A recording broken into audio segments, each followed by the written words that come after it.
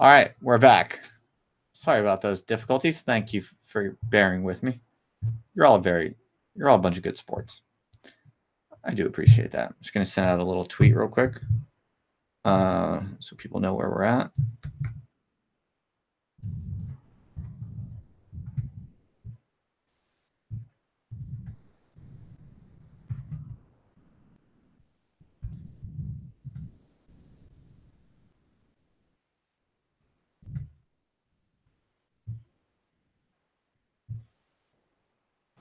All right, we got 7 people back with us. I think we had about 40 when we had to nix the previous call. So give everyone a minute to get settled in. And I will, in just a minute, give the link to Neural Shroud. What I'd like to do sometimes is try one of these with like 4 or 5 people joining me. Let it get chaotic.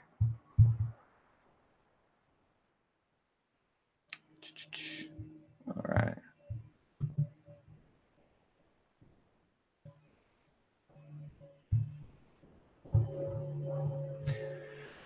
By the way, who in the previous chat said that my room is messy? It's not messy. There's not that much in it.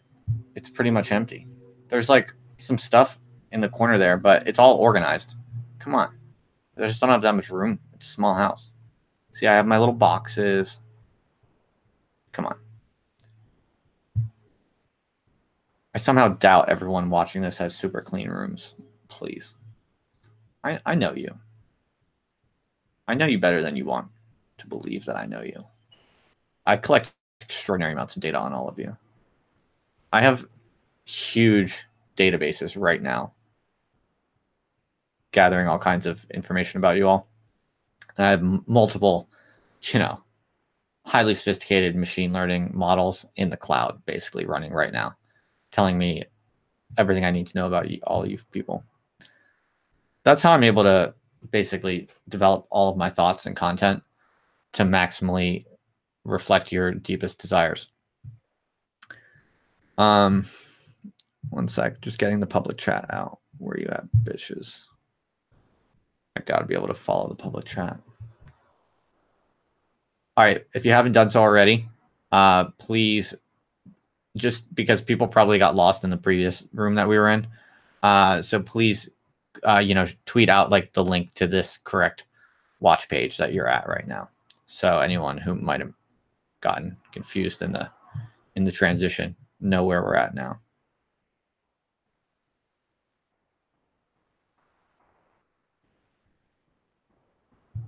Yeah, once we start talking, I'll send out some tweets. Acceleration is their patchwork roundtable. Yeah, that's what I'm thinking, Nomad. We're going to make it happen.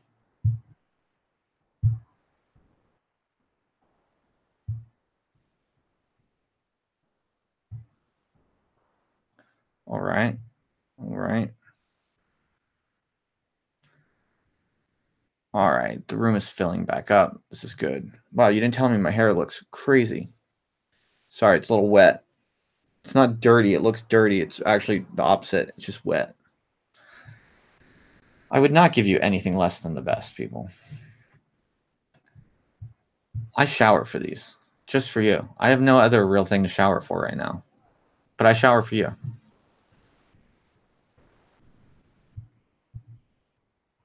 By the way, the mukbang, I wasn't a big fan of the mukbang. I don't think it's a good genre for me.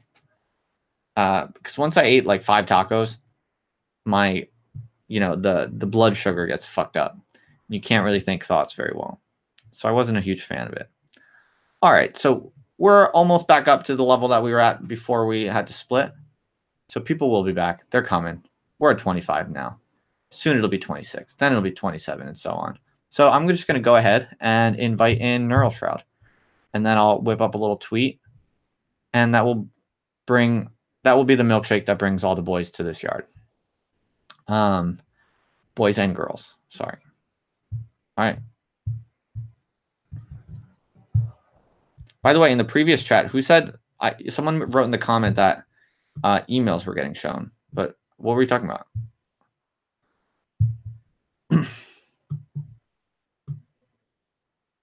Dude, I would do ASMR. for money if people wanted me that.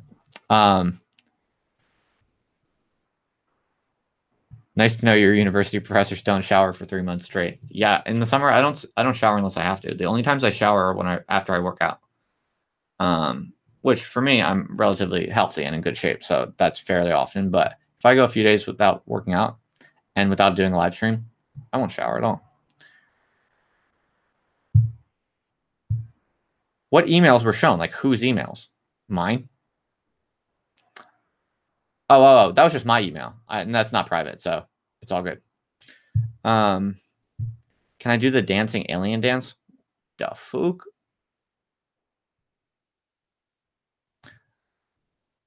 All right, let's invite Neural Shroud now. Hang tight, everybody.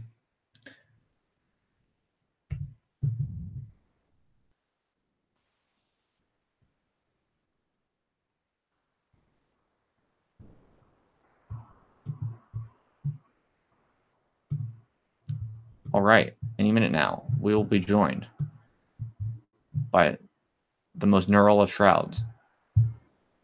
All right, we're back at 37 people. That was exactly how many we had when we split the last stream. So I am impressed by your determination, you folks. It means a lot to me. We didn't even lose anyone in the transition. Is Nick Land goth? That's a good question. By the way, okay, right. While we're waiting for Neural Shroud, what kind of questions do you folks have? You should state them in the public chat. Hey, what's up, man? Can you hear me okay? Hello. Yeah, I can hear you. Can you hear me? Hang on. I can't quite hear you, but I think it's me, not you.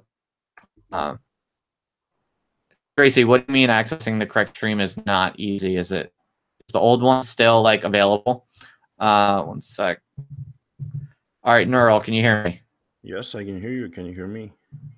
Yes, I can hear you. I just had to turn you up a little bit. I think that was my volume, not you. Can everyone hear me? And what should I call you, Neural, or what should I call you? I mean, whatever you want. You can mail me Neural or Shroud or whatever you want. Is your name public or? No. I mean, I don't give a fuck. You can call me Arthur. That's my real name. I don't really. Your real name's Arthur? Okay. Yeah.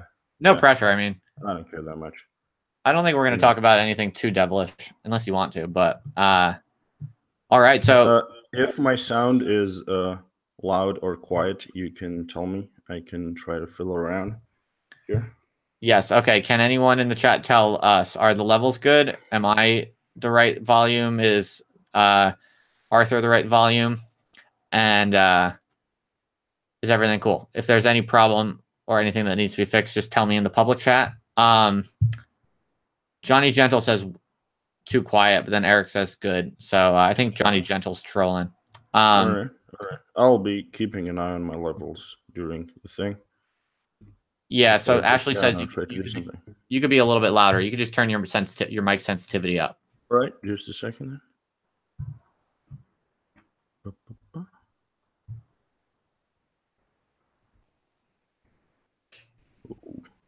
Haven't used Hangouts for a long time.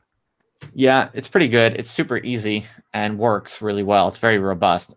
You just don't have that many options. All right. Is it a bit better now? Sounds the same to me. It's if you click the little cog, you can kind of turn your or you might have to just do it on your computer on the back end. Yeah, I did it in my Windows settings and stuff. So if somebody could tell me if this is better or not, that'd be great. All right, can we confirm? Does Shroud sound better? All right, Johnny says silky smooth. I think we're good to go. Right.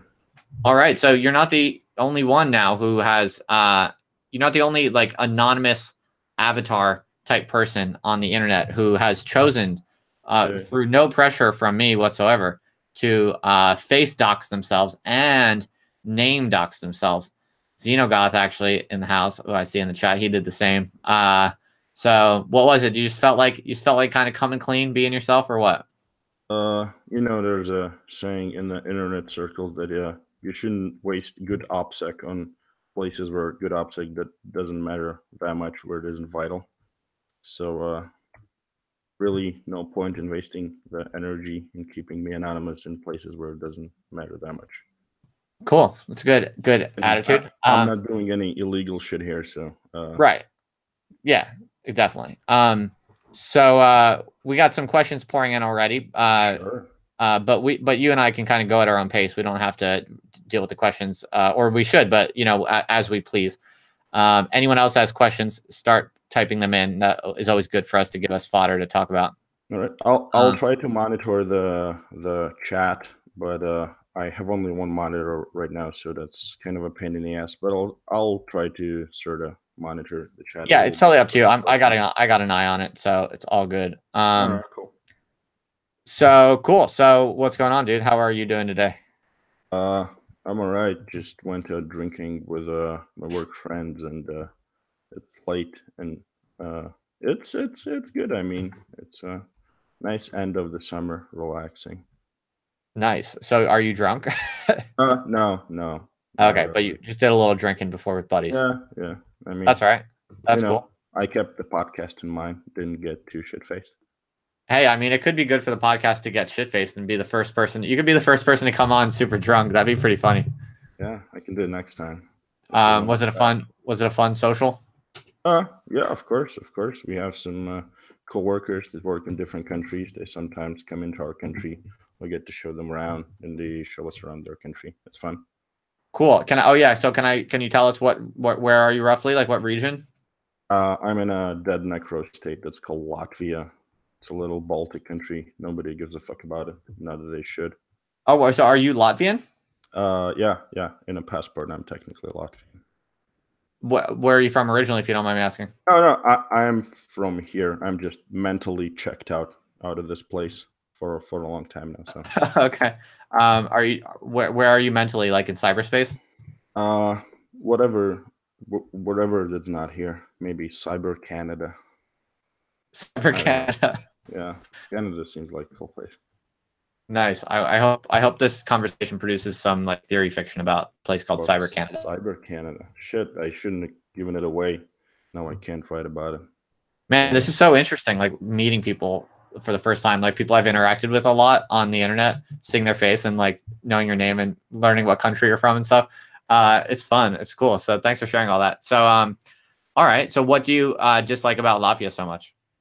I mean, there's just nothing I really like. It's kind of a thing that's falling apart. There's no future for it. Like it just sits here and does nothing. It's there's no real industry, no nothing. It's just kind of a placeholder for whatever is coming after it, really. So okay, interesting. And it's also the rampant corruption is the only thing that happens here. So okay, so corrupt and backwards and going nowhere. So it's not like one of those countries like Estonia where people say Estonia is like very forward thinking and has really good internet and all this kind of shit. Nope. One thing we do is we do have amazing internet. Somehow we lucked out. Our internet is fantastic. I can't too much, but yeah, compared to Estonia, this is a very backwards ass place. I mean, there are some, of course, as everywhere, there are some efforts, to make it better, but all the efforts have been in vain so far, and Estonia is much further ahead than we are in really anything. Maybe except internet speed, because our internet is good and cheap. I like it.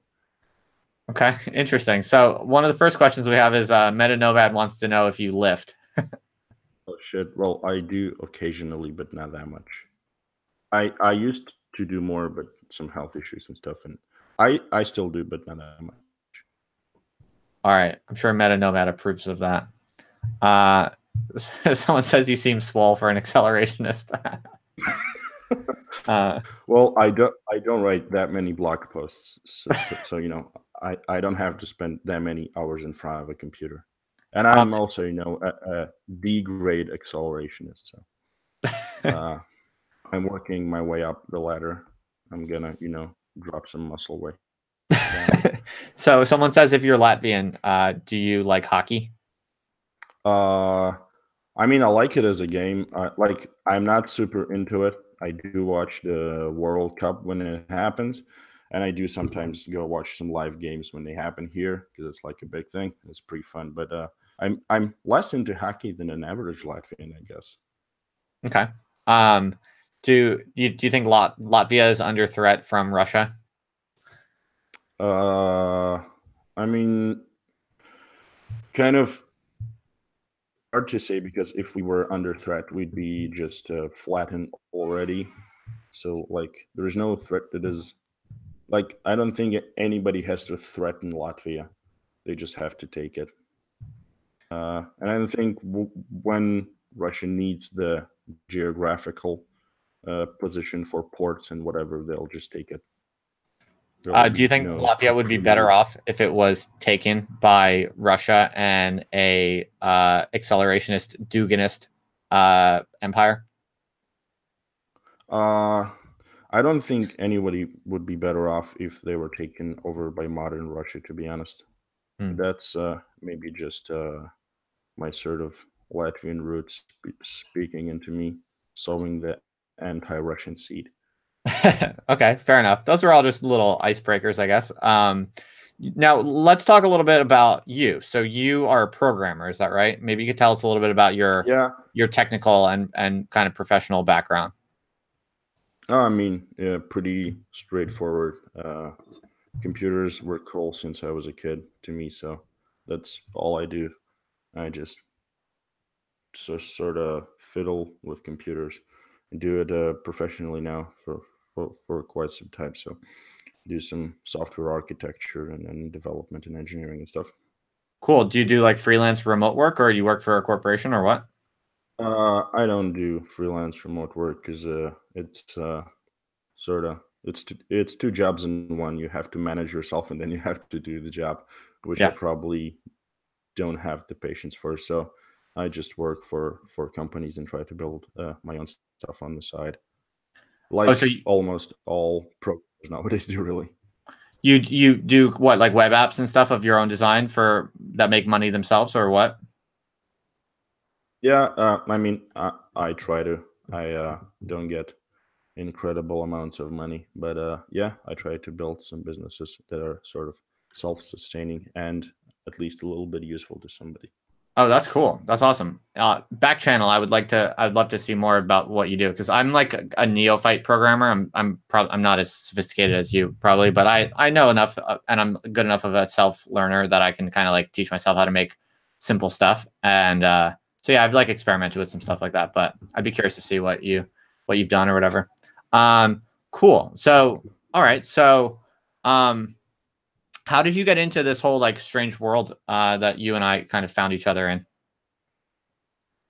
Wait, I kind of missed the last sentence. You broke up for a Oh, second did it there. break Can you up? repeat that? How did you get into this weird internet world that Oh, you and I have found ourselves in together? yeah. I mean, it's probably the kind of the most generic route that happens, which is I was on Twitter and I think I found some of the big dogs, either Akira or Crypt or whoever was adjacent. I think it was Akira, and there was some discussion in their tweets, and there was a link to Xeno Systems. And then I went to Xeno Systems, and that seemed really fascinating. Didn't really understand what it was about at first. Then, of course, I googled Nick Land and read all the stuff. I read all of the Xeno Systems. Of course, I read Meltdown and Fang Numina, and all the sort of not mandatory reading, but the recommended reading. And so I lurked for a long time during the red Twitter kind of days, and only when it kind of transitioned to cave Twitter, I started engaging a little bit. When I kind of felt that I have read and seen enough to make some not judgments, but have some thoughts on my own of my own. So yeah, I think it's the route that most people do through Twitter and Akira or Crypt. Right. Okay. Shout out to Crypt and Akira. I always say Oh. Akira, but I've learned that that's wrong. I've I learned that mean, I'm wrong. I also used to say Akira in my head, but at some point it transitioned to Akira. I don't know why. So, well, I think Like because that's a name that's from some other like pop culture thing I don't yeah. understand, I and I mean, think you said it right.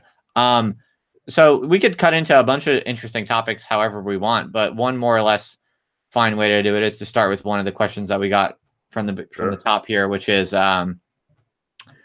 do you have a take on like the praxis versus anti-praxis debate, or in more conversational terms, do you remain interested in avenues for creative human agency to shape politics, or are you inclined to see agency as having been fully foreclosed? It's a good question, I guess. I mean, the whole sort of praxis versus anti-praxis debate, I feel a lot of times it takes kind of in my opinion, a wrong turn, because it really is just like it gets framed as a sort of a agency versus no agency debate, which I don't believe it really is, because I like at least anti-praxis in the sense that, let's say, Vincent Gardner presents it. I believe everybody here should probably know Vincent. I don't believe that the way he presents it is necessarily.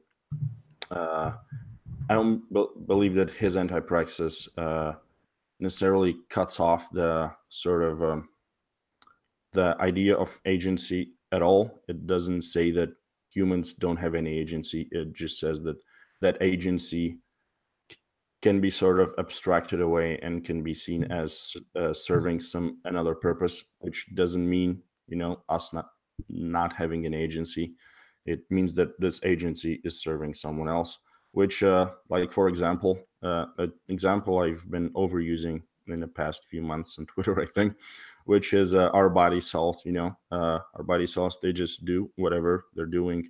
Like, you could say that they do have some agency because they have their like autonomous functions, and they do like whatever they like. I'd say they whatever they feel like. They probably are not sophisticated enough to feel things, but they do whatever they do. And I wouldn't necessarily say that they don't have any agency, because some properties that they have, they exhibit some semblance of agency. But in the higher order of things, like one level of abstraction up, that they do just serve us as humans on average. Because, like, not every cell is doing exactly what we want. Hence, disease and cancer, and whatever other sort of uh, cellular activity that we don't approve of as human organisms. But I do believe that sort of anti-praxis allows for this possibility that an an agency exists in some form, but it can be abstracted away as a thing that serves some other purpose. May that be a sort of a higher will, or a emergent system, or whatever that Okay. we don't know of yet. Right. So you think humans do have some agency, but only as a lower order node in a larger system that more or less determines them?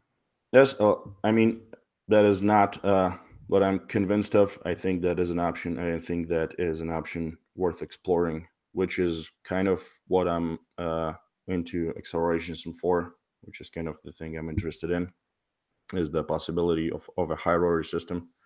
And this, not like accelerationist debate and accelerationist potential future debate as a sort of a grounds to to figure out something more, and something more concrete and empirical about the sort of the properties of this emergent system, or the lack of this emergent system, which is also a fine conclusion to come to in the end. Right. So Michael James is quick to correct me in saying that, that he's saying that anti-praxis means that agency is ineffective.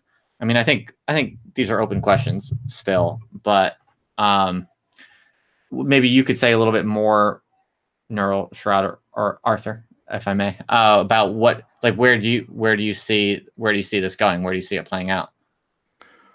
Uh, right now, I don't think we have enough data or intelligence to figure out where it's playing out, and kind of our task is just to not get lost in like bullshit threads of thought, like I wrote in one of my latest little post, like in early physics, early chemistry, early whichever like science we had, maybe except math, like the natural sciences. In every kind of science in the beginning, we had a lot of red herrings and fairly stupid ideas that humans have followed and then abandoned for a long time.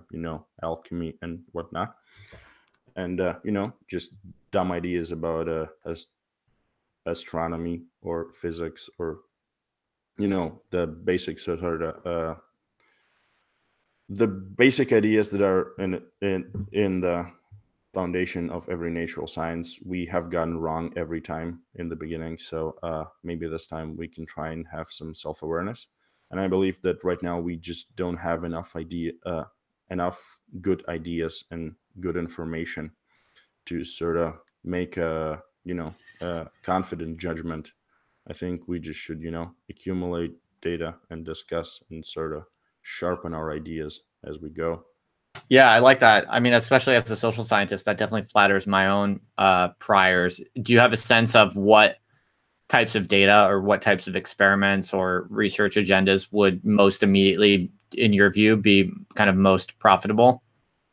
I'd say that definitely complexity science and science of emergent systems, which is a largely unexplored and a pretty like new avenue of science right now. So I think that that is like the next one that we should tackle, which is kind of it's a meeting point of many different sciences. It's math, it's physics. It can be applied to pretty much everything. Much everything. It's also social science.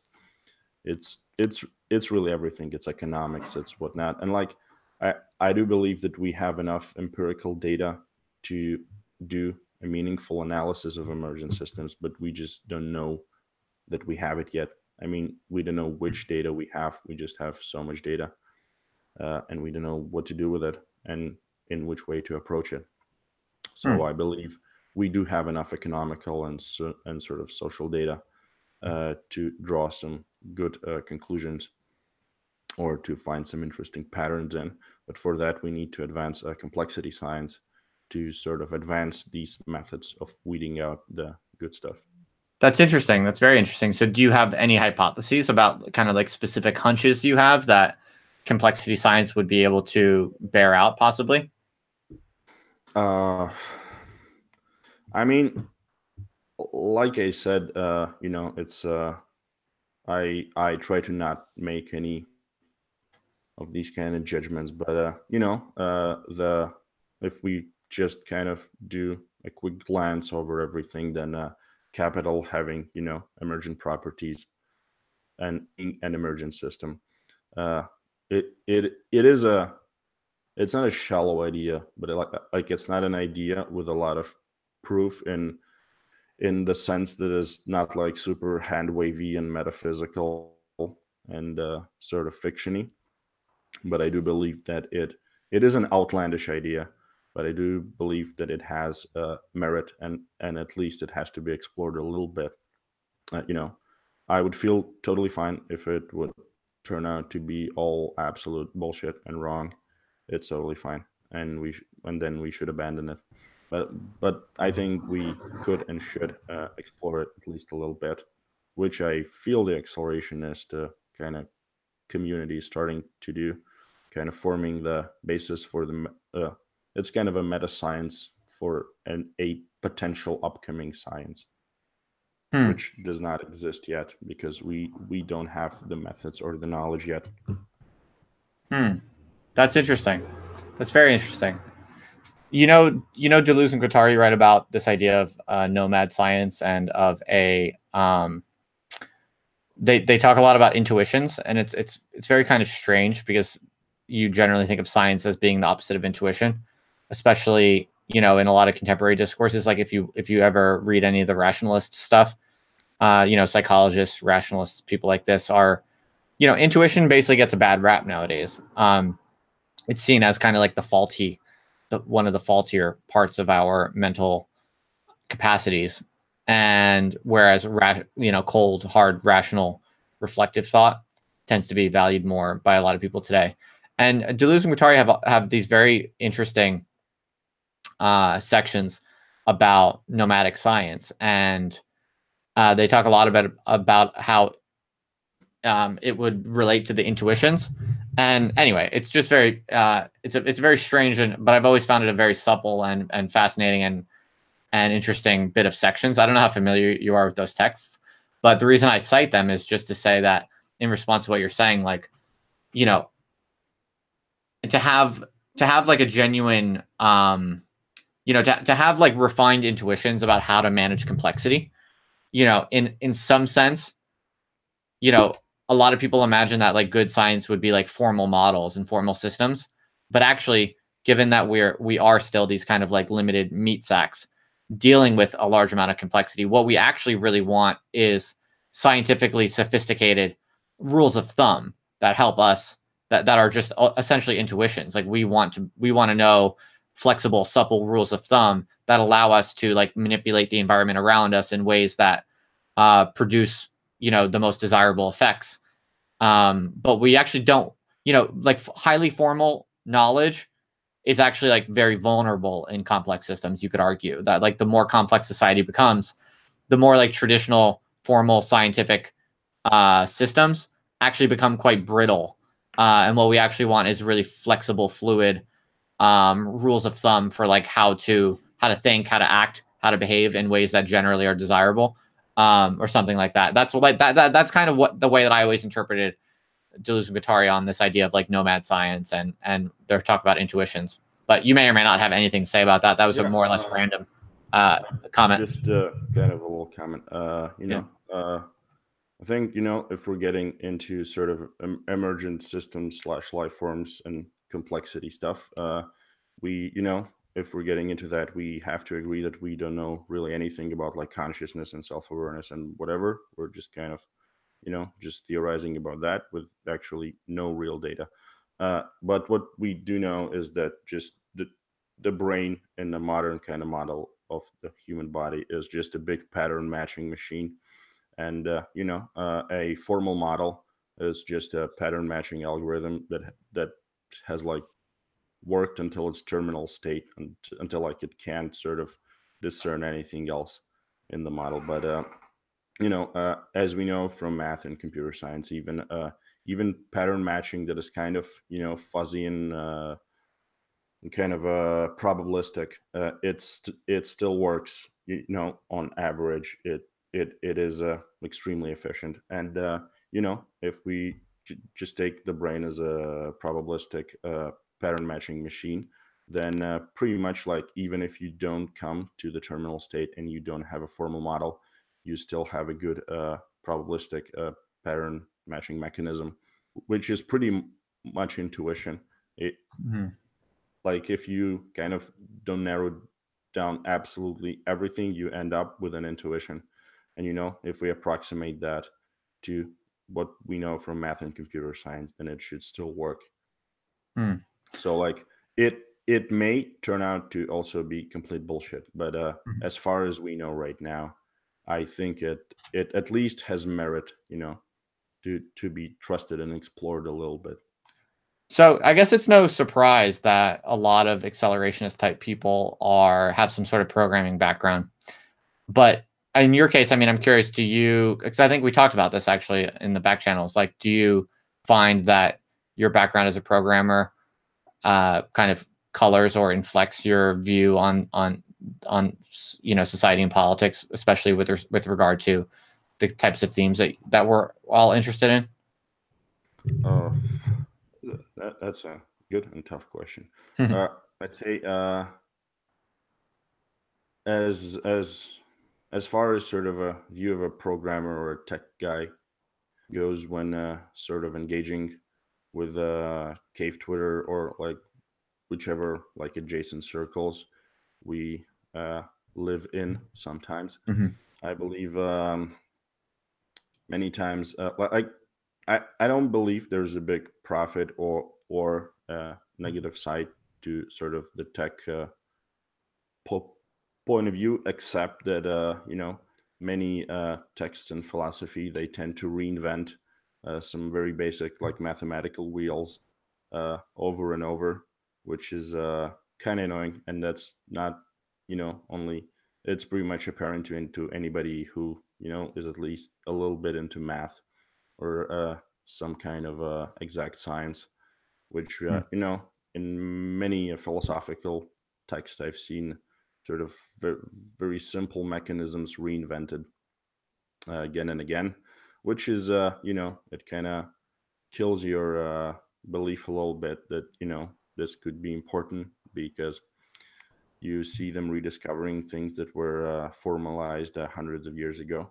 But that is, I don't think it's a big deal. But in the sort of accelerationist circles, also, I think that it's kind of it brings a bit more sober point of view, because if you are if you're professionally or just seriously like into technology and programming and all those fields, then you can't really do much sort of technology worship. You can say things like Nick Land says, like blockchain solves the problem of time and space, which, I mean, I'm not bashing on it. It was an interesting take. I just don't believe it is at all accurate. And I think that the inaccuracy of that take is very, very obvious to anybody who is at least a little bit into physics and computer science, or Could you say just more? Could you say more about that? uh, I mean, not much. It's just that his claims about relativity and blockchain were just plain wrong, objectively, in the sense that his reading of like his relativistic arguments were just wrong. Like it's not real relativistic theory. It's not correct. It's just wrong math Hmm. and physics. I feel like he was doing a pretty good job, I think, of being realistic and modest about his, not, his lack of expertise in No, I physics. mean, I'm not saying that he's kind of not self-aware in that sense. I Yeah. believe that he's very intelligent. I think he is very capable of being self-aware and kind of knowing his own blind spots. It's just I don't agree with his stuff, because like maybe he is 10 planes of existence smarter than me, and he meant it all in such a deep like a metaphorical sense that I don't understand it. But if we just take it at face value, as it is with physics and technology, with the relativistic theory and blockchain, then it just doesn't add up. Uh, Okay. his arguments about the frame of reference and how it's not solvable, it's wrong. But I mean, I do believe that he is onto something in the sense of kind of a blockchain is a big synchronizer of the galactic empire, as it were. But I also don't believe that I believe he's onto something, but I don't believe that blockchain is the thing he's looking for. I think he's kind of giving blockchain more credit that it has to have in this scenario. And that Okay. is, I'm also not bashing on blockchain. It is a genius thing, Okay. and its creator, is probably the most important person that has been born in a long time. But yeah, I don't think that in this scenario that Land presents that blockchain is the silver bullet. But once again, I'm pretty sure that whatever will be the silver bullet doesn't exist yet, and we even can't think of it, the same as it was with blockchain. So we might use blockchain as a sort of a hyperstitional placeholder for whatever is to come, and not replace it, but sort of to solve the problems it can't right now. Interesting. Yeah, it would be really cool to talk with someone who's really, really good at physics and is good at talking about physics and also understands blockchain very well, to kind of hear. It would be very fascinating to hear like Nick maybe debate or just talk with someone who knows about physics more. Because I thought that part of our conversation was, definitely one of the more far out parts. And I was just kind of listening with an open mind and thinking, that's interesting. That's interesting. But I It didn't I didn't really know was what to really make of it. interesting, yeah. But I mean, Yeah. just just the one thing he says that uh, how did he put it? He said that some, I don't remember exactly which problem, but he said that the double spending problem in a relativistic scale is unsolvable, which it is not. Like you don't have like you he pretty much, all he uses the blockchain as in this scenario is just like a way to write things down and agree on things. And blockchain is neither the only way, neither the best one to agree on stuff, because in his scenario, like even a piece of paper with a sort of time frame written down, a frame reference is sufficient.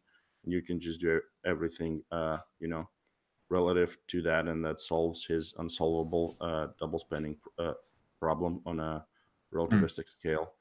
But I mean, there is definitely. I'm also quite sure that there are some problems he didn't think of.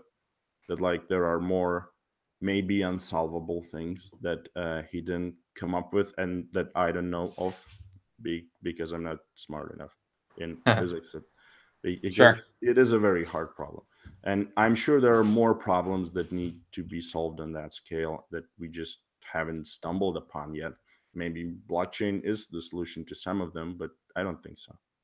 So are you kind of saying that you're a little bearish on blockchain more generally? Like you don't think it's going to solve all the problems people want it No, of course not. I to? mean, blockchain is a very, very, it has a very narrow sort of set of use cases that it can solve, and the fact that it's just now tacked onto everything, to anybody who is at least a little bit into blockchain, it's obviously just all regular sort of bubble that happens, in the capitalist system. It's all just driven by greed. It's pretty much all marketing. Like it's just a big marketing bubble. It's nothing else. And uh, we just need to wait for 10 years until it all dies down, and then we can get to work on actually some good technology that uses blockchain. But right now, it's all just smoke and mirrors.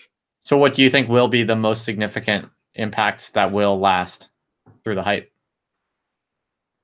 That's a good question. I mean, what I hope for is that, at least some of the original like Bitcoin vision gets realized. The vision of Satoshi Nakamoto, that is, the original sort of goal, that it is an actual currency. Because right now, all cryptocurrency is just a proxy for, for real currency, for fiat currency. And like the main usage of it is you exchange it, you either buy it for real currency, or you do it the other way around. You kind of cash out. And the whole notion of there being a thing is cashing out of the crypto system is kind of the proof that it all went wrong, and not as Nakamoto envisioned it. Be, because his his idea was that it never, like he never said it, but it is what I believe he implied. It should never be really exchanged for fiat currency more than once in your sort of whole engagement. Like you can Really? buy Bitcoin to start off until the sort of the banking system dies off completely, because it was intended as a replacement, and not as as a way for assholes to gamble on ups and downs on graphs, and then post screenshots on Twitter on how much they've made in a month by pretty much just scamming dumber people. Right. That's interesting. So you're saying I never really heard that before. So you think like if it was really functioning in the healthy way that it should as a radical alternative, then you wouldn't really see many people pulling from crypto back to fiat. Absolutely, absolutely. I mean, that was the initial vision, and it's a very like optimistic vision. It was, and like a means to emancipate people, to free people from the financial industry, from the banks, because in the technological age, banks they should not be necessary. And also, we've seen again and again that we cannot really trust banks. you know. We've had bubbles after bubbles, and a crisis after a crisis. Mhm. There is no argument for trusting a bank ever, at least not now. Maybe there was before, we could give it like the benefit of the doubt, but not anymore, I think. And what Nakamoto was looking for is, for an alternative solution for sort of an autonomous system that governs itself, which is, a beautiful idea, but a bit too optimistic. Because as soon as like somebody sees a way to make a quick buck, it all goes to shit. So What do you think about the singularity model and kind of this idea? Well, I'm sure it needs no explanation, but like the long run dynamics of accelerating technological change. How do you parse that? How do you see that working out? Do you subscribe to the kind of singularity model, like we're approaching a point where like the slope goes vertical and poof, who knows what? Or do you think that's naive and it's going to be something different? uh like, once again, I don't believe we have enough meaningful data and sort of approaches and methods to to make any good judgments about that. But Sure. uh I am, as cool as sci-fi the singularity model seems, like I wouldn't bet for it or against it right now, really, because it's so far out, and I believe that like realistically, as we're going right now, I believe that the decelerationist people are probably right in the empirical sense that the planet will die and that's it. You know, capital can't move on you know if we're all dead, if we poison ourselves with garbage. So you think there'll be decelerating collapses before there's super intelligence takeoff? Uh, I mean, at least once, yeah, yeah. I mean, at least the current wave, like the current wave of humanity is definitely a bubble. So, if techno capital like takes off and becomes autonomous and fucks off from here, it will not be this wave, because there is no way we're stopping at least ecological change. What Michael Siebert, in your last stream or the stream before that, uh, said is that uh, that she agreed with the decelerationist position, but disagreed in the other sense that we shouldn't kind of give in. We should learn to adapt. And I don't believe that there is a time you know or enough knowledge and skill to adapt for the current like bubble of humans. So I do believe that if there is no super radical new magic discovered, then at least that techno capital takeoff or singularity or whatever, like convergence, will definitely not happen during this wave of human activity.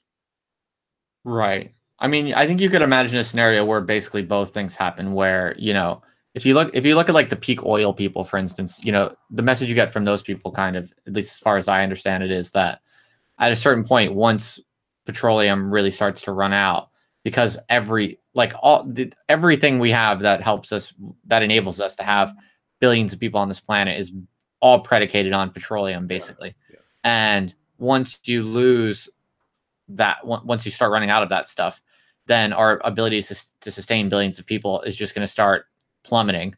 There'll be like a mass die off just from sheer yeah, drop, like plummeting of energy resources, and then there'll be some people left, and there'll probably be enough people left to be like bootloaders for the the super intelligence takeoff or whatever.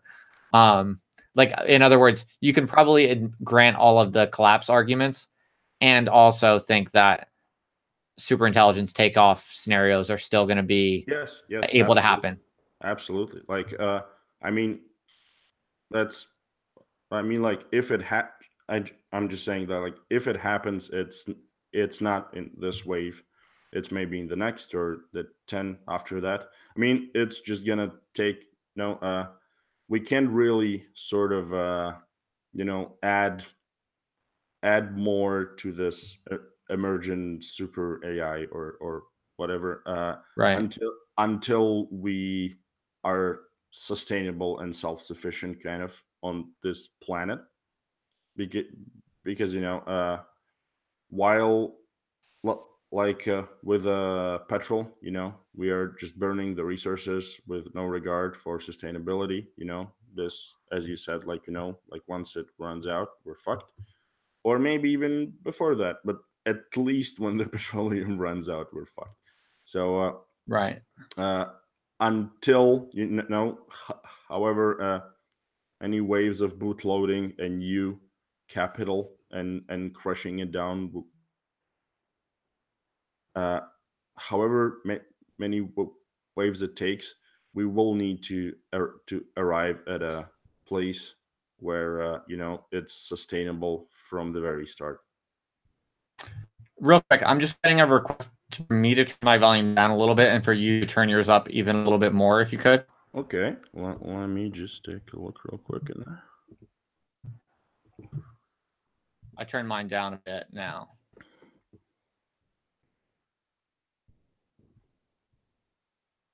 Yeah, mine is up to the max, actually. Okay, I'll just turn mine down a bit so everyone can turn their volumes up. Okay, so that should Yep. fix it a little bit. Thanks for that. All right. Yeah, I mean, it's interesting. Like, if you think about people who, you know, like even people that are interested in things like, you know, sustainable environmental politics. I mean, the peak oil people, their view is sort of like it's not even about sustainability or not. Like we could all like significantly reduce our, you know, petroleum needs and, you know, have a significantly more, you know, quote unquote sustainable regime. But it's just a simple fact of how many people you can support with what's left. Like there's just not that much left to support this number of people. And by the way, I have no idea how true this is. I'm just saying, like, if you read those people, you kind of get this message of there has to be significant decreases in global population as a sheer physical fact of the energy resources available. I don't know. Do you know anything about that stuff? I'm just curious. I don't know that much, but I know that's kind of the argument that some people make. I mean, I'm interested in, and I try to read a lot about it, but I don't feel that I know enough to not seem like I'm talking out of my ass here. Sure. Although, you know, this is the internet. We're allowed to talk out of our Yeah, asses. that's true. As I long, mean, as long as we say we're talking out of our asses and just have fun with it, that's fine. yeah, I mean, you know, some people have seen my blog, so they know I'm not afraid to talk out of my ass. Well, I mean, my view basically right now is that Alex Jones just got took down from all these platforms. So there's a real gap in the market. I think I need to try to fill it. Yeah, That's I mean, yeah. if it's gonna be anybody, it's definitely you. I mean, just think about all those Alex Jones followers right now who have nowhere to go. Like Right? I'm trying to bring them into this hangout room, but I don't know how to get their attention. I'm sure they'll come across it naturally. Well, I mean, you just need to say something either crazy or stupid on a public platform, like on on like a high pedestal that enough people hear it. Well, look, I'm not saying that 9/11 was an inside job. All right, I'm just saying that, you know, That's the question all, then. all I'm saying is jet fuel generally cannot melt steel beams. Look Yeah, into it. yeah. Just look into it. Research it. I don't know. I'm not. What do I know? I'm just saying. Research the rhombus Earth. Yeah. Yeah, around this earth. Johnny. Yeah, we're gonna try to get Cody Wilson in here. I know a guy who knows a guy. I think we might be able to get Cody Wilson in here. It looks like maybe we'll see. But all right. Aaron James has a question. All How right.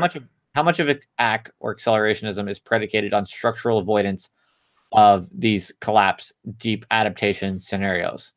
Yeah, I guess that's kind of what we were already talking about. It's a good question. Yeah. I think. Go ahead. Oh, all right. Yeah, sure. All right. I mean, the sort of, if we go with the right accelerationist idea that we need to optimize for intelligence, then I think, you know, before we optimize for intelligence, we need to sort this like situation out, you know, because you can't optimize for intelligence when everybody's on fire and dying. So, you know, you have to sort of first take a look at the sort of structural collapse situation, and only then you can, you know, start really optimizing for intelligence. Because right now, you know, you could do it, but it seems like it will be all in vain in a few decades. You could do what, but it would be in vain. Optimize for intelligence by policies or your actions or whatever. Right. Well, yeah, I mean, I guess I'm more of the view that intelligence is optimizing us, whether we like it or not. Like that's the way that I kind of see it, is that capitalism itself, as capitalism is a kind of machinic super intelligence. I mean, I'm kind of personally already of the view that intelligence takeoff, super intelligence takeoff, or the kind of exponential takeoff dynamics of recursive intelligence is basically already underway in the form of capitalism, is the way that I'm inclined to see it. And once that gets underway, probably, I guess, with modernity, as Nick would date it, then intelligence optimization is something that is happening to us, whether we like it or not. And in fact, it's happening at a higher level than we're even capable of processing or understanding. And the way that it works, is through, we only have like relatively flimsy intuitions for how that works, like this concept of non, for instance. Like if we are able to attune our attitudes and behaviors in line with the intelligence optimization of this higher level system above our heads that we don't understand, that's more complex than us, like to the degree we are able to align our attitudes and behaviors with it, we might eke out a little bit more, a few more years. We might eke out some profit. We might eke out some breathing space. But to the degree that we don't, then we're just killed off. And it could be a matter of skill. Obviously, like it's a matter of, part of it is a matter of our own human intelligence. The more human intelligence you have, the better you're going to be able to kind of win the game of interpreting, the fickle master of the complex capitalist order, and finding where to fit into it, how to ride its waves to survive. But also, there's going to be luck involved and all kinds of other factors, just randomness involved also. But yeah, so I guess, I mean, I know some people have this kind of right accelerationist idea that we need to, pursue certain policies or whatever to facilitate intelligence optimization or something like that. But I guess I don't really buy that for the reasons I just gave. And I guess that's why I'm more of what you'd call an unconditional accelerationist or whatever. Yeah. I mean, maybe in a bit of different path, but I come to the same conclusions as you. What is your kind of like political history, if you don't mind me asking, or like, what's your in less theoretical terms and just in more quotidian terms, like what's your politics, if you don't mind me asking? I mean, definitely much more left than right, but in the kind of modern circus of what has, of what politics have devolved into, which is just very basic label throwing and then just propaganda. I don't care enough. Like, as Land says, left and right are kind of these magical terms that everything comes back to and they're useful. So as much as I can scream for us needing to move forward beyond the left and right, it's something that everything comes back to, because we're humans, we're dumb, and binary things are very easy for us to understand, and probably the only things we really really really understand. So maybe you could tell me more about that. I'm curious, like, how do you, so in other words, if you're an accelerationist, but you're also temperamentally or politically a leftist, how do you parse those two things? Like, do you have any ideas or thoughts on kind of this like left accelerationist question, or are you not interested in that? I mean, left accelerationism is just communism with a little bit of futuristic sprinkle on it. Like, I mean, I like what has been written. I enjoyed reading it, but I don't believe it has been fleshed out or even understood by its kind of own people who spearhead it. I don't think like it. I don't think it ever was like a full thing that has like merit on its own. Well, then for you, I mean, like as someone who is generally a leftist kind of person, but also an accelerationist, do you have any insights or hunches about how that might how that intersection could be developed more promisingly? Oh, that's a pretty tough question, but also the one I'm kind of trying to steer away from.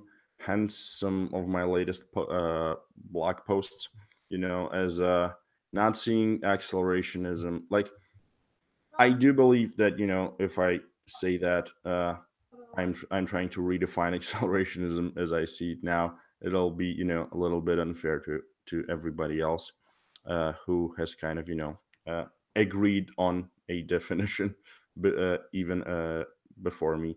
But I believe my position is kind of what Uriel, Cyborg Nomad, calls a UAC mutualism, which is, kind of just tacking on to the side of it, and while it's, profitable and or aligns with my interest, which is, I'm more interested in accelerationism as a kind of as a meta science for, a way to find possible future sort of tools and data to figure out like what's happening on a level of abstraction that's kind of one above us.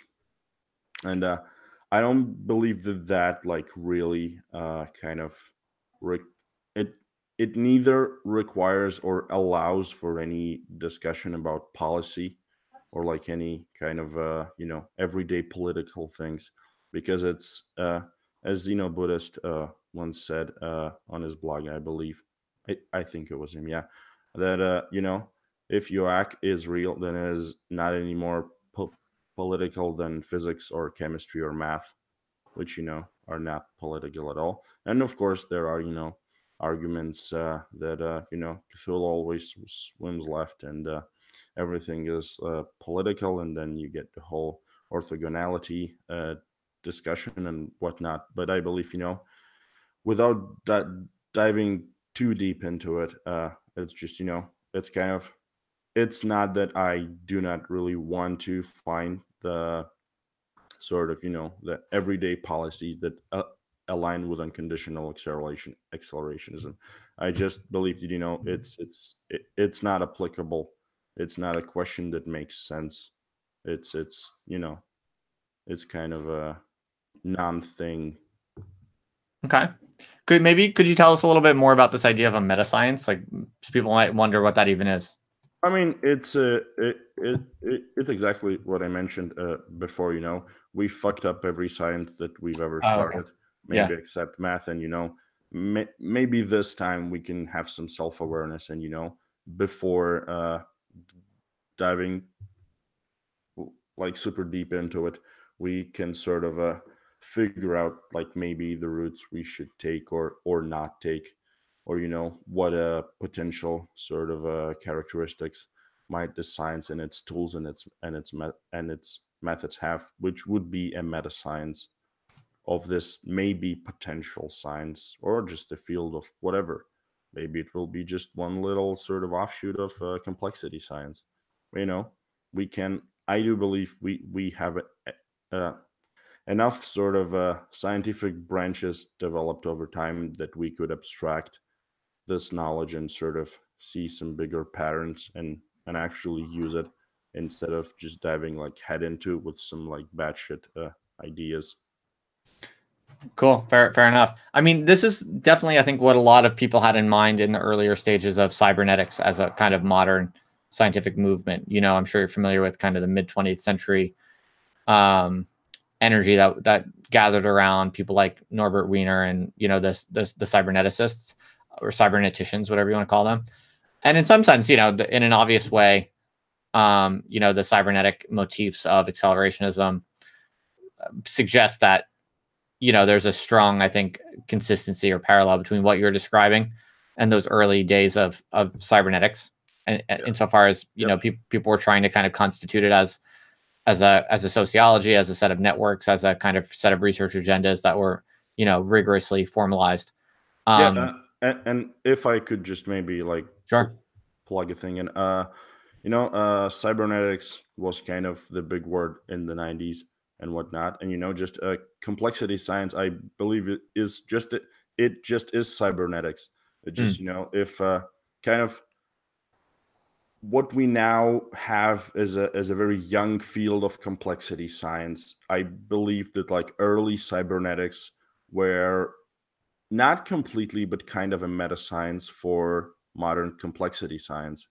So, like, even though I don't think it's super obvious, and it may not be even absolutely correct, but I believe that sort of the dynamic is that cybernetics kind of, in studying systems, it also studied it itself, and it had some important sort of observations to make, off of which we could launch sort of cybernetics 2.0, which is complexity science. And that there isn't a hard divide between cybernetics and complexity science. It's just kind of a new wave of cybernetics, which now is just called complexity science. Which, I mean, it's good to have some good terms, because then we can like differentiate better and stuff. Right. Are there any other topics of particular interest in all of these kind of related themes that you were kind of most thinking about right now that you wanted to maybe have a chat about, or nothing in particular comes to mind? Nothing in particular. Not really, no. Are you into patchwork and this idea? Uh, I mean, it is very interesting, and as everybody in this sort of space, I've read way too much about it than I probably should, but it is very interesting, and I do believe that it is also important as an abstract thing, as a kind of a thought experiment, and I do believe if we can, if we do gather enough insight to kind of to view patch like a potential patchwork and its sort of potential causes and or effects, and if we can view it through a lens of cybernetics and or complexity science, whichever term I guess you prefer, I believe it can hold some important sort of socioeconomical ideas in it. I don't I don't believe that patchwork is particularly possible as a thing that was envisioned by Moldbach or anybody else. But then again, as I don't remember who said it, but I think it was Cyborg Nomad. I think he said that you can view patchwork as a condition that can be sort of intensified or de-intensified, Hmm. and and and I think we can view like something as a weak patchwork or a strong patchwork, and I think that that can lead to valuable insight Hmm. into politics and economics, and not necessarily formalization, because as we spoke as you said before, that formal systems are very brittle, and they do not really hold up in the real world. But since we are just pattern matching machines in a skull, we can sort of afford to have the definitions that are a little bit more fuzzy than extremely formal math. And complexity science might lead us to something that is kind of formally fuzzy, I'd say, or Okay. or fuzzily formal. That's interesting. That's very intriguing. Tracy wants to know if you have thoughts on Land's disdain for negative feedbacks.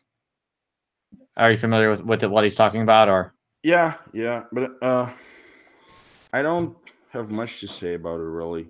I'm not sure I can say anything valuable about it really. Okay. I appreciate your honesty and modesty. Yeah, it's fair enough. I mean, I think Tracy is just getting at, there's this kind of, I guess there's a tendency to fetishize positive feedback in the accelerationist circles because, Yeah, yeah, positive feedback has a kind of obvious sort of sex appeal to it. yeah, Whereas, negative feedback is not so sexy, but negative feedback is basically what makes anything last over it. It's what allows systems Yeah. to Yeah. endure at Yeah, all. So and that is, the positive and negative feedback loops are probably like one of the only things that are really sort of defined in complexity science right now. Those are the two main things, like the two sides of the same coin in complexity science that are being not researched, explored. And I believe, that if you sort of take your eyes outside of the accelerationist circle, then you know you will find that positive feedback loops and negative feedback loops are explored equally, and because scientists don't really have a preference in the loops fetish wise. right, right. Well, this has been interesting. You definitely, one thing you've definitely made me think about more is complexity science. Obviously, I mean, it's been on my radar. I'm familiar with the basic ideas of it, but you've definitely kind of increased my interest in it, possibly as a more immediate focus of reading and discussion. Are there texts related to complexity science that you're especially that you have found useful, or that you want to pay more attention to, or that you'd suggest?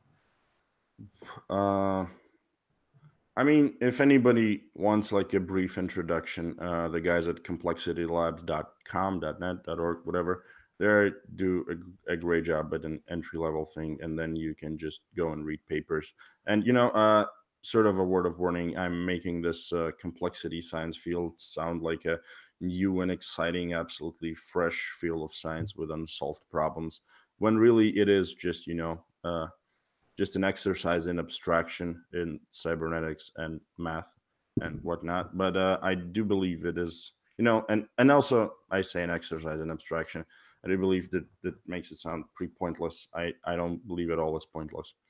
I do believe it's very important. Just as a very very very new field of science, I think like right now it has to sort of mimic its parents, its elders, the math, the physics, the social science. But I do believe that is on track for something much more important than just kind of rehashing stuff and abstracting stuff away. Do you follow any of the stuff about insect communism? I do read about it sometimes. Yeah, it's like anytime Edmund Berger retweets anything about insects, I instantly know it's gonna be awesome. Because And that's kind of like complexity science stuff, if I understand correctly. Like it's there's this textbook out that some of us have looked at called Swarm Intelligence, I think. I know Yeah. about it, but I haven't really read it myself. But like I'm aware of its existence and of some of its contents. But yeah, I do believe that it's somewhere in the middle between complexity science and sort of ideas about emergence, and circling all the way back to accelerationism, since kind of the main potential question maybe of accelerationist science is the question of emergence, and can emergent system be life forms, are life forms emergent systems, and all those questions. I believe that the sort of insect communism is squarely in between all of those kind of fields and questions and vague clouds of intuition. Yeah, I'm kind of into that vector of research, possibly. I don't know that much about it, and I haven't done that much reading in that direction, but intuitively, I'm attracted to that idea because I think it kind of takes the humility of recognizing that we are embedded in complex systems, that we for all intents and purposes we're not able to have a cognitive command of from the top down, and yet there do appear to be certain principles or patterns that we can study and learn from, in which we might learn to see ourselves as a complex set of nodes that perhaps if we arrange our attitudes or behaviors in a certain type of way, then maybe we might be able to like kind of hitch our wagon to certain uh patterns that might have, as you say, emergent kind of outcomes in a non-linear and complex way that we're not exactly controlling or steering, or we're not imposing it through conscious command from the top down, but by understanding you know insect communist or swarm intelligenic patterns, we can maybe learn to ride the waves of those patterns or something like that. Yeah, yeah. Or maybe, the other side of the same argument is we may prove in the end that, it's all just extreme luck and just millennia of bashing, strands of protein against rocks and seeing like which ones survive and which ones die off. And it so happens that, the ones that act together are the ones that survive, and there's like nothing more to it. But I mean, we won't know unless we pursue it, further. We have a quick question right here. Someone asking, do you think that platform studies will have some relation to the evolution of future cybernetics and complexities? I mean, in parentheses here, platform studies meaning stuff related to geopolitical sovereignties and softwares. I mean, I'll let you speak at length as long as you want, but I'll quickly say my 2 cents on that, which is that my impression is that platform is just an academic buzzword right now. I like have not read or seen anything to convince me that quote unquote platform as a concept or as a kind of research agenda. Nothing I've seen or heard or read about platform research or platform studies has given me any indication that it's got anything really promising and radically insightful or useful for dealing with any of these larger questions. I think it's like it seems like it's just like a cottage academic industry, but I might just not be aware of what's good there. Do you know anything about that? I mean, I absolutely agree with you. I believe that at least like right now, the word platform is just a super thin coat of paint, over a bunch of existing things. I don't believe that it like has anything in it, as opposed to let's say the same complexity science, which right now may be a thin coat of paint over basic math and cybernetics. But I do believe that it has, a bright future. And in the case of platform, I believe it's just a dead end. I don't think kind of this very shallow and transparent grouping of existing things really sort of might culminate in in something more than the sum of its parts. I really don't have any, and I think the term like buzzword is perfect because it's vapid, it's empty. I don't believe it has like anything to say. You know, there might be like one or two things that might seem as insights, but I think it's way too shallow and transparent to be like a real thing. Okay. Yeah. There might be something good under the hood there that we're not aware of, but I Yeah, guess yeah. that's our I answer mean, here. absolutely, but just I haven't seen it yet. Yeah. Well, this has been cool. I got to know you better. This has been fun.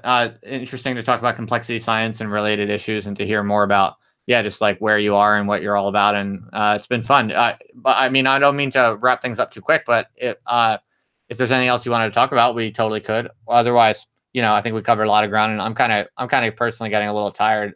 So I don't know if you wanna call it a day here, or you wanna add anything on the agenda before we wrap it up.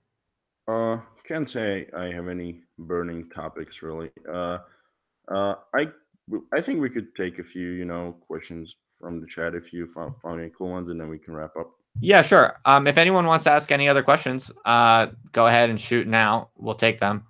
I'll go. I don't think we got that many. I don't. Yeah, I I, also I kept an eye on the chat, and I don't think we had you know a ton of questions. the But numbers are the numbers are good. We have like 35 people hanging out, which is like pretty average for these streams. So that's cool. Maybe yeah. just people don't.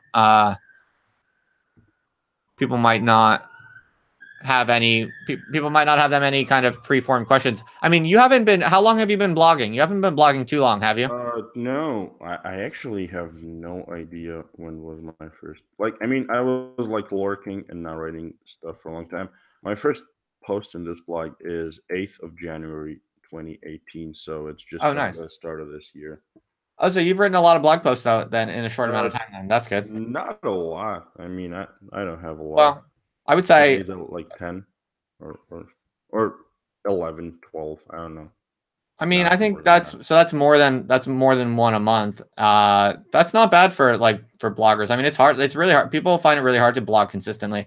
Like Uh, everyone's busy with all different kinds of stuff. So if you just started in January, I'd say all the blog posts you've written, that's a fairly good rate of output.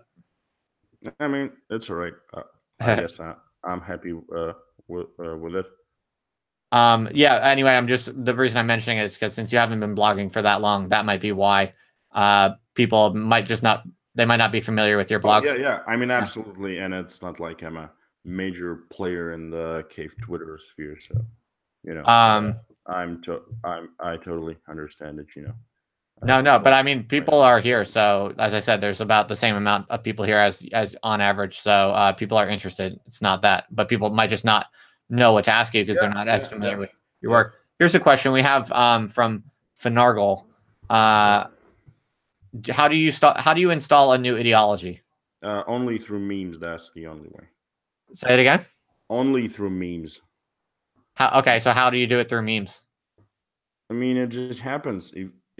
If you have, you can't can intentionally install an ideology through memes, but memes do install their own ideology. So I believe that memes is the only way forward, since our attention spans are destroyed, and all we have time for is just short bursts of dopamine, and memes and sort of mimetic messages are the only thing that kind of sticks in our brains anymore, really. So can meme construction be praxis? uh I mean, you, if your sort of new cool ideology has praxis, if it doesn't have memes in it, it's dead on arrival. So memes are a necessary condition for praxis, but not necessarily a sufficient condition for praxis. Yes, yes, it's not a sufficient, but it is a necessary one. And I don't mean memes as lolcats or anything. Memes in the more academic sense, but I do believe that they are, at least right now, like maybe their importance will fade away. But right now, I think that these sort of short stabs of kind of Pavlovian conditioning is the only thing that really can install anything new on this sort of fucked up garbage hardware that we call our brains. So if you were an evil genius or like a dictator building your own patch, and you wanted to use the power of memetics optimally, and you're thinking about this as a computer programmer and as a software engineer, how would you um, how would you engineer memetic dominance? Ooh, that's a really tough question. Damn, should I really give all my plans away right now?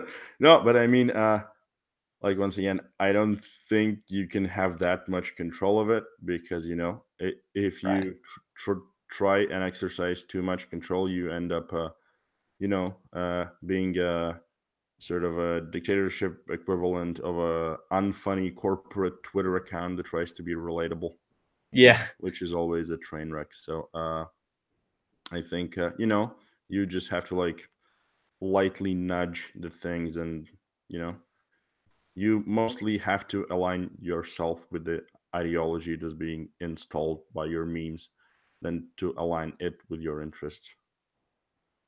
Wait, say that last bit again. Say that line again. You can't really install exactly what you want, so you just have to align your interest with whatever got installed and pretend that it's something you wanted from the very beginning.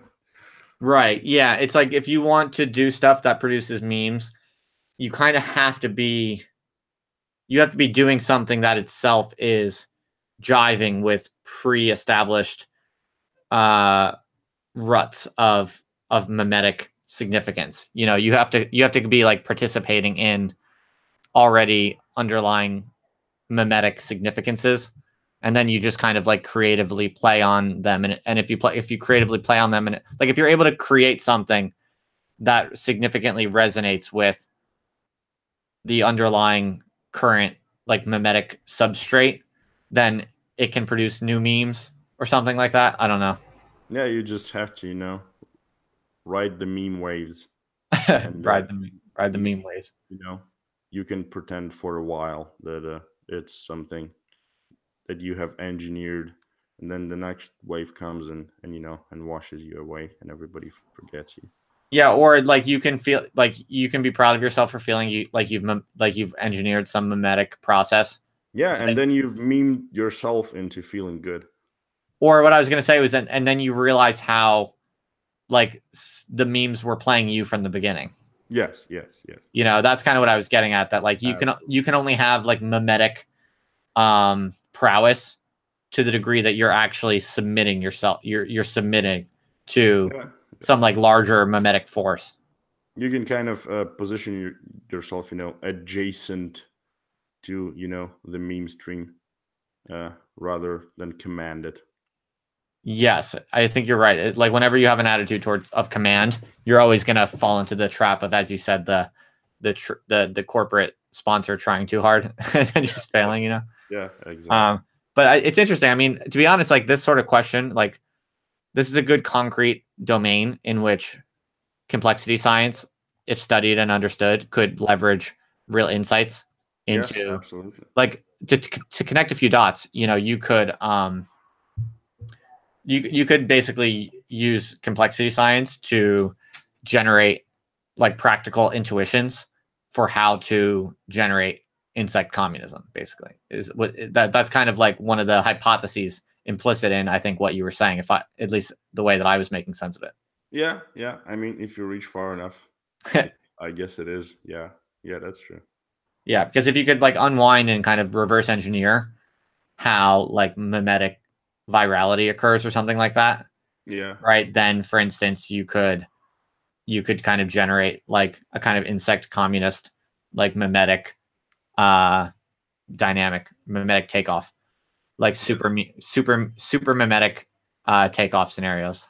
yeah. Or at least you can like definitely prove that it's not possible to engineer it, which is, it is it is also a Right. good outcome. Then we can just stop trying That's true.